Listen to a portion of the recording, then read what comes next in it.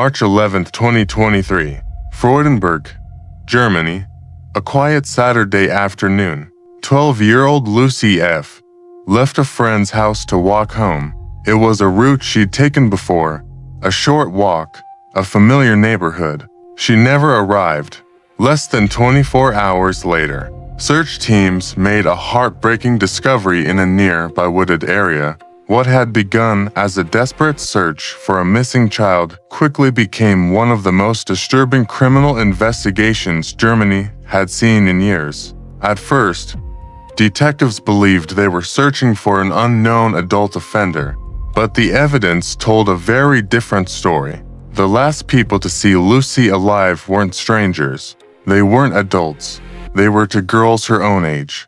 The revelation stunned investigators, devastated an entire community, and left Germany asking a question that still feels almost impossible to answer. How could children, only 12 and 13 years old, become involved in a crime that shocked an entire nation? If you're new here, welcome.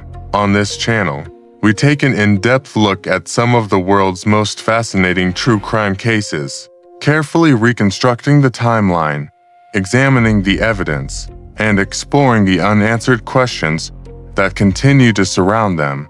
If that's something you enjoy, consider subscribing. Now, let's go back to the very beginning. In today's video, we'll reconstruct Luise's final day, examine how investigators uncovered the truth, and explore the difficult legal questions that followed. Because this isn't just the story of a tragic loss. It's a case that forced an entire country to confront uncomfortable questions about childhood, responsibility, and the limits of the justice system. To understand why this case shook an entire nation, we first have to understand where it happened. Freudenberg is a small town in western Germany, nestled near the border between the states of North Rhine-Westphalia and Rhineland-Palatinate. It's the kind of place where life moves quietly. Neighbors know one another, children walk to school, and afternoons are often spent playing with friends. It wasn't the sort of community where anyone expected a tragedy like this. Luise F. was just 12 years old. Friends and family described her as kind, trusting, and full of the curiosity that comes with childhood. She lived with her parents and her younger sister, and by every account, she was simply enjoying the ordinary life of a young girl. But on March 11th, 2023, that ordinary life came to an abrupt end. After spending time at a friend's house, Luise began the short walk home. She never arrived. As the hours passed without any sign of her, her family contacted the police. Soon, officers, volunteers, and local residents joined the search, hoping she had simply gotten lost or was somewhere safe. The entire community waited for good news. Instead, the following morning, on March 12th, search teams made a devastating discovery in a wooded area near the state border. The investigation quickly confirmed that Luise had been the victim of a violent attack. For investigators, however, the greatest shock was still to come, because the evidence would soon point in a direction that almost no one had considered. Just 2 days after Luise's body was discovered, on March 14th, 2023, prosecutors in Koblenz held a press conference that the entire country was watching. During the briefing, Chief Prosecutor Mario Manweiler announced that investigators had solved the case. Both suspects had confessed to their involvement. What shocked the public wasn't just the confession, it was who had confessed. The suspects were two girls, just 12 and 13 years old. Both attended the same school as Luise. According to multiple reports, the older girl had even been considered one of Luise's closest friends. According to investigators, Luise had been persuaded to walk into a nearby wooded area under the pretense of receiving a gift. What happened afterward would turn the case into one of the most disturbing stories Germany had seen in years. Investigators concluded that this was not an act committed in the heat of the moment. Evidence recovered during the investigation indicated that the two girls had discussed the plan beforehand through text messages. That single detail fundamentally changed how both investigators and the public viewed the case.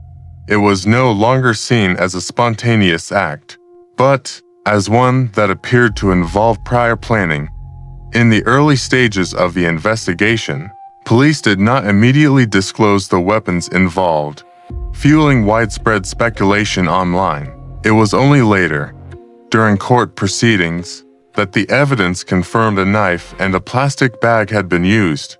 But for many people, the most astonishing revelation wasn't how the crime had been carried out. It was what happened afterward.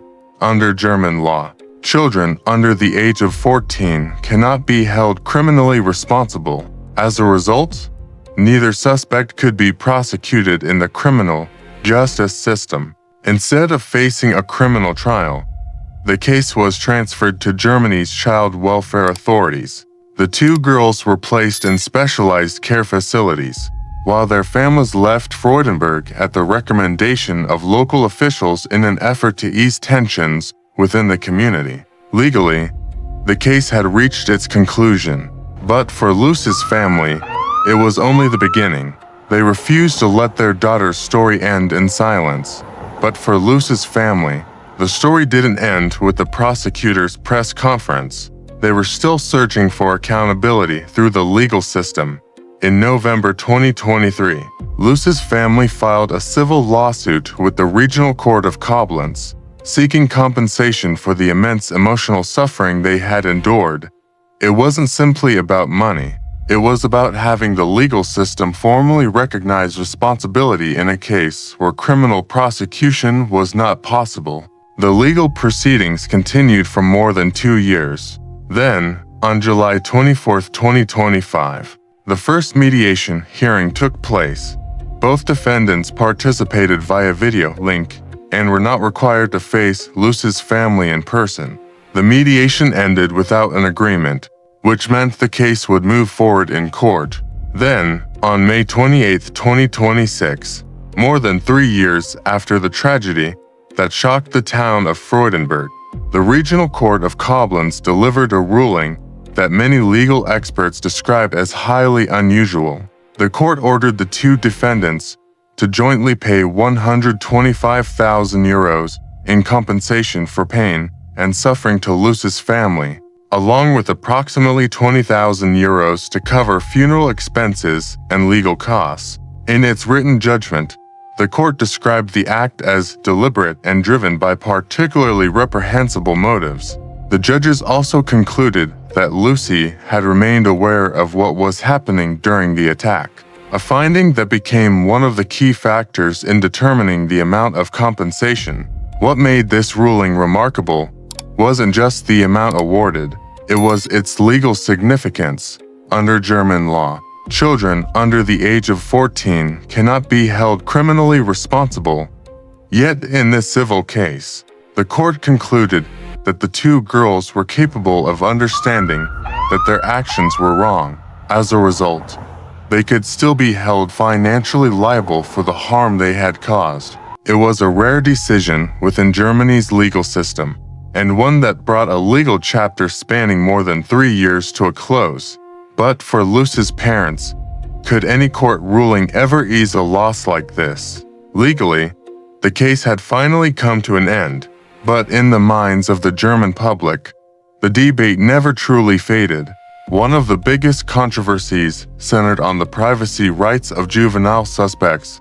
Under German law, the identities and images of suspects under the age of 14 are protected by strict privacy regulations. Even so, shortly after the case became public, social media was flooded with alleged names, photographs, and personal information linked to the two girls. Authorities repeatedly condemned the spread of this material and intervened to limit online harassment and threats directed at the girls and their families. On the other hand, many people argued that investigators had been too restrictive with the information they released, leaving a vacuum that was quickly filled with rumors, speculation, and misinformation.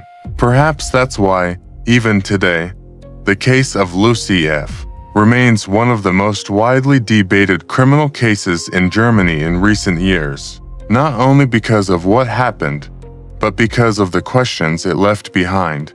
To what extent should children be held responsible for their actions? What can families, schools, and society do to recognize warning signs before a tragedy unfolds? And should the minimum age of criminal responsibility be lowered? Or does the current legal system still offer the best balance between accountability and protecting children? To this day, Germany's position has not changed. Children under the age of 14 cannot be held criminally responsible. However, in certain circumstances, they may still be held civilly liable if a court determines they were capable of understanding the consequences of their actions. Luise F. will forever remain 12 years old, a life that ended far too soon. Yet her story continues to raise difficult questions, not only for Germany, but for societies around the world. Sometimes, the most unsettling cases aren't the ones that happen in dangerous places. They're the ones that unfold in quiet communities, among ordinary people, where no one ever imagined such a tragedy could occur. The case of Luise F. wasn't just the story of a tragedy that unfolded in a small town in Germany. It also serves as a reminder that some of the most difficult questions about human nature can emerge in the places we least expect. At the heart of this case lies more than a criminal investigation or a court ruling.